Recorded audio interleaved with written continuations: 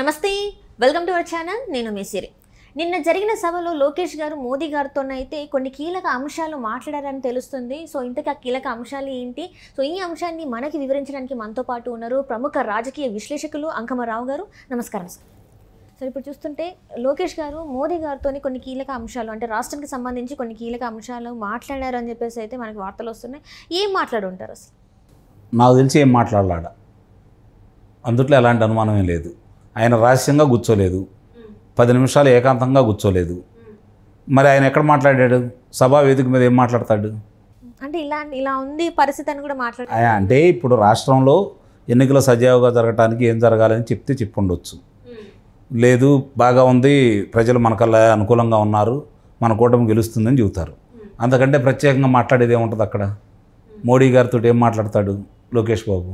అంటే ఇది second time కదా, మరి ఫస్ట్ టైం వచ్చినప్పుడు కొంచెం రెస్పాన్స్ అనేది ప్రజల నుంచి రెస్పాన్స్. మొదటిసారి వచ్చినప్పుడు ప్రధానమంత్రి గారితో కూర్చొని ఆయన మాట్లాడలేదు కదా, ఆయన ప్రజల మధ్యలో ఉండడు. కొంచెం నెగిటివిటీ అయితే తను గెయిన్ చేసుకున్నారు కదా సార్. అదే చెప్తారు, పరిస్థితి ఏదైనా అడిగితే చెబుతారు. ప్రధానమంత్రి గారి దగ్గరికి వెళ్ళి అయ్యా నువ్వు పోయినసారి మాట్లాడలేదు కదా, బాగా మాట్లాడానని చెప్పే అంత చనువు వీళ్ళ దగ్గర ఉంటుందని నేనైతే అనుకోవట్లేదు. ఓకే, కానీ అంత ధైర్యంగా చెప్పే అవకాశం కూడా మోడీ గారు ఇస్తారని అయితే నేను భావించట్లేదు. అక్కడ సహజంగా సభా వేదిక మీద జాతీయ ప్రధాన కార్యదర్శి చంద్రబాబు నాయుడు గారు అబ్బాయి కాబట్టి ఆయనకు మాట్లాడే అవకాశం దొరికింది.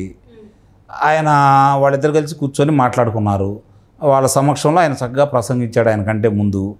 అదే అభినందిస్తూ ఉండొచ్చు. లేదు, రేపు రాష్ట్రంలో జరిగే ఎన్నికల్లో ఇట్లా జరుగుతూ ఉంది, కొంతమంది ఇలా చేసి ఉంటారనే మాట్లాడుకుంటారు తప్ప అంతకుమంది అంత సభా వేదిక మీద పక్కన మైకులు రణగొణ ధ్వనిలో వీళ్ళంత రహస్యంగా మాట్లాడుకునే ఏముండవు. కాకపోతే కొంతమంది ఏం మాట్లాడుతున్నారంటే ఇది ఏదైతే కొన్ని బదిలీలు జరిగాయో దాని గురించి కూడా మాట్లాడారు అని చెప్పేసి అయితే మనకు వార్తలు వస్తున్నాయి. మరి ఇంకేమైనా బదిలీలు అయ్యే అవకాశం ఉన్నాయి? మరి ఈ మీటింగ్స్ తర్వాత ఇంకెవరైనా ఇప్పుడు మన సీఎస్ గురించి చాలా మాట్లాడుతున్నారు. జవహర్ రెడ్డి గారిని కూడా బదిలీ చేయాలి అని చెప్పేసి ఆయన మీద కూడా అనేక ఫిర్యాదులు ఉన్నాయి. మరి ఇలా ఏమన్నా బదిలీ అయ్యే అవకాశం ఉంది? దానికి ఏదైనా కావాలంటే ఒక కాగితం రూపేణా తీసిచ్చేవాళ్ళు. ఎందుకంటే మర్చిపోతూ ఉంటారు కదా, ఏదైనా చెప్తే కొంతమంది మర్చిపోతూ ఉంటారు కదా. అందుకోసమని కాగితం మీద ఎవరెవరు ఏం చేయాలి అని చెప్పని వివరాలతో కూడిన పత్రాలు ఇస్తారు. అదైతే ఇవ్వలేదు కాబట్టి ఆ అంశం వచ్చిందని అయితే నేను అనుకోను. ఇప్పుడు అమిత్ షా గారు వచ్చారు, కొంచెం పరుష పదజాలాన్ని వాడారు, విమర్శించారు ముఖ్యమంత్రి గారిని. ఇక్కడ చాలా దోపిడీలు జరుగుతున్నాయి, మేమంతా చూస్తూనే ఉన్నాం. చంద్రబాబు నాయుడు గారు తిరిగి ముఖ్యమంత్రి కాబోతున్నారు, మోడీ ప్రధానమంత్రి గారు కాబోతున్నారు, కాబట్టి వచ్చిన తర్వాత ఇవన్నీ బయటికి తీస్తామని చెప్పని మాట్లాడారు. మాట్లాడిన తర్వాత ఎక్కువ సమయం గడవకుండానే డీజీపీ గారిని బదిలీ చేశారు. మరి ఇప్పుడు వచ్చి ఈయన వెళ్ళారు కదా, ఏం జరిగింది? ఏమి జరగల. అంటే ఈయన యాక్షన్స్ తీసుకోలేదంటారా? అంతే కదా, అనుమానం ఏముంది దాంట్లో? మనం అమిత్ షా గారు వచ్చినప్పుడు వెంటనే ఒక 4-5 గంటల్లోనే అంతా జరిగిపోయింది కదా. అంటే నేను అనేది ఆయన వచ్చారు, మాట్లాడారు, చర్యలు జరిగినాయి. ఇప్పుడు ఎవరుంది పెద్ద తలకాయి? మోదీ గారు, సిఎస్ గారు. ఆయన తొలగించాలని అందరూ కోరుకుంటున్నారు, కానీ ఇంకా తొలగించట్లేదు కదా.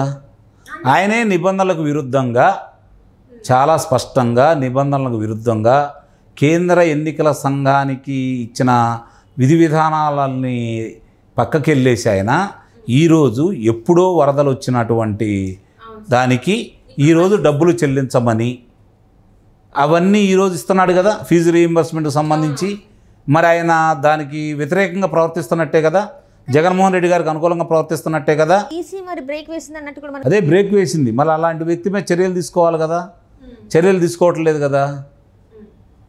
సహజంగానే ఏమన్నా చెప్తే చెప్పుండొచ్చు ఇలా జరుగుతున్నాయి అని చెప్పని, కానీ దానివల్ల ఫలితం అయితే ఏం కనపట్టలేదు కదా. చెవిటాడు ముందు శంఖ ముదినట్టే ఉంది కదా.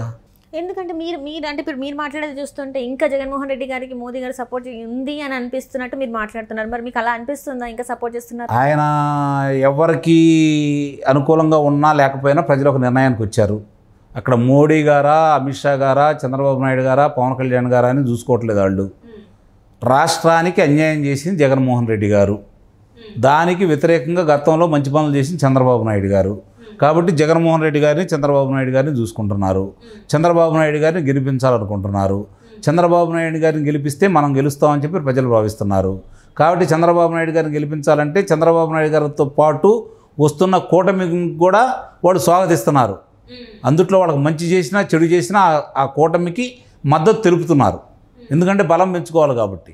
అవతల వాళ్ళకి ఇప్పుడు కాదని ఇప్పుడు భారతీయ జనతా పార్టీ మీద వ్యతిరేకంగా ఉండి వైఎస్ఆర్సీపీ పార్టీకి అయితే ఓట్లు వేయరు కదా, అంటే వీళ్ళకి అయిపోతే వాళ్ళని గెలిపించినట్టే కదా. ఆ ఆలోచన ప్రజలకైతే లేదు. కాబట్టి మంచి అయినా చెడైనా ఈ కూటమికి వాళ్ళు మద్దతు తెలుపుతారు. రేపు అధికారంలోకి వచ్చిన తర్వాత ఎవరేం చేస్తారని తర్వాత విషయం. అధికారానికి దరిదాపుల్లో కూడా జగన్మోహన్ రెడ్డి గారిని రానియకుండా చేయాలని, కనీసం ప్రతిపక్ష పాత్ర కూడా పోషించే అవకాశం ఇవ్వకూడదని చెప్పని ప్రజలైతే కృతనిశ్చయంతో ఉన్నారు. కాబట్టి ఈ రాష్ట్రానికి మేలు చేసే చంద్రబాబు నాయుడు గారికి ఎవరు కలిసి వచ్చినా కూడా వాళ్ళని వీళ్ళు కూడా స్వాగతిస్తారు. కాబట్టి ఆయన ఏమి చేసినా ఏమి చేయకపోయినా దాని ప్రభావం మాత్రం ప్రజల మీద ఉండదని అయితే నేను భావిస్తున్నాను. ఆయన అంటే ఏదైనా చేశాడనుకో దాన్ని ఇంకా స్వాగతిస్తారు వాళ్ళు. చేయకపోయినందువల్ల ఆశలు అయితే పెట్టుకోలేదు. మోడీ గారు ఏదో చేస్తారనే నమ్మకం అయితే ప్రజల్లో లేదు. నమ్మట్లేదు అంటారా? మరి నమ్మట్లేదు. గతంలో అనుభవాలు చూసిన తర్వాత నమ్మట్లేదు. అంటే ఈ గత 5 సంవత్సరాలు ఎలాంటి సాయం చేయాలి అంటే ఇప్పుడు చెప్తున్నారు కదా సార్, పోలవరం ప్రాజెక్ట్కి నిధులు ఇస్తా అవి గతంలో కూడా చెప్పారుగా. ఇప్పుడు వాళ్ళు ఏం పట్టించుకోవట్లేదు. రాష్ట్రం బాగుండాలంటే చంద్రబాబు నాయుడు గారు అధికారంలో రావాలి, ముఖ్యమంత్రి కావాలి. ఆయన సహకారం ఇచ్చాలంటే బలం కూడా ఉండాలి. కాబట్టి వీళ్ళని కూడా గెలిపించుకోవాలి. ఇక్కడ మోడీ గారి మీద కోపము లేదు, అలాగే ప్రేమ లేదు. భారతీయ జనతా పార్టీ మీద కోపము లేదు, ప్రేమ లేదు ఇవాళ ఉన్న పరిస్థితుల్లో. అవన్నీ దిగమింగున్నారు. కానీ ఆల్రెడీ జగన్మోహన్ రెడ్డి గారికి నిధులు ఇచ్చాము మేము పోలవరం ప్రాజెక్ట్ కంప్లీట్ చేయడానికి అని చెప్పేసి అంటున్నారు. ఇప్పుడు 2 సంవత్సరాల్లో మేము పూర్తి చేసి కూడా ఇస్తామని చెప్పేసి మరి అంటున్నారు. ఇది ప్రజలు నమ్మరంటారా? ప్రజలు ఏమీ పట్టించుకోవట్లేదు. ముందుగా ఈయన తొలగించాలి, వచ్చిన తర్వాత చూస్తారు. ఇలా హామీలు పరిగణలో తీసుకొని దానికోసం గెలిపిస్తారు, వాళ్ళకి ఓట్లు వేస్తారనే భావన మర్చిపోండి మీరు. ప్రజలు ఇప్పుడు ఒకటే కోరుకుంటున్నారు, జగన్మోహన్ రెడ్డి గారినే ముందుగా అధికారంలోంచి దించాలి, వీళ్ళ అధికారంలో నిలబెట్టాలా, చంద్రబాబు నాయుడు గారు ముఖ్యమంత్రి కావాలి, మన సమస్యలకు పరిష్కారం దొరుకుతాయని వాళ్ళు భావిస్తున్నారు. అది ఒక్కటే చూసుకుంటున్నారు, ఇంకేం చూసుకోవట్లేదు. ఏం ఆలోచించరు కూడా, ఆలోచించే అవకాశం కూడా వాళ్ళకి లేదు. కానీ ఇప్పుడున్న పరిస్థితులలో చూస్తుంటే సార్, అక్కడ యువతకి ఉద్యోగ అవకాశాలు లేవు. ఎలాంటి ఏమంటారు వ్యాపారవేత్తలు కూడా వచ్చి అక్కడ వాళ్ళ బిజినెస్ని స్టార్ట్ చేయడానికి లేదు, రాజధాని లేదు, ఏం లేదు. మరి ఇప్పుడు చంద్రబాబు నాయుడు గారు వస్తే ఇవన్నీ సాకారం అవుతాయి అంటారా? నిస్సందేహంగా అవుతాయి. గతంలో చేసి చూపించారు కదా, నిస్సందేహంగా అవుతాయి. చంద్రబాబు నాయుడు గారు అంటేనే ఒక బ్రాండ్. ఆయన చూసి వస్తాయి పరిశ్రమలు. ఆయన చేయగలడు, నియంత్రణ చేయగలడు. పట్టిసీమ ద్వారా నీరిస్తారు.